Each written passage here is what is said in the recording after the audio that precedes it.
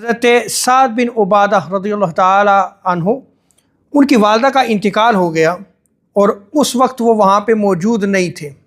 وہ بارگاہ مصطفیٰ علیہ السلام میں حاضر ہوئے، عرض کی یا رسول اللہ صلی اللہ علیہ وسلم، میری والدہ محترمہ کا انتقال ہو گیا ہے اور میں اس وقت حاضر نہیں تھا، اگر میں ان کی طرف سے صدقہ کروں، خیرات کروں تو کیا اس کا ثواب انہیں پہنچے گا؟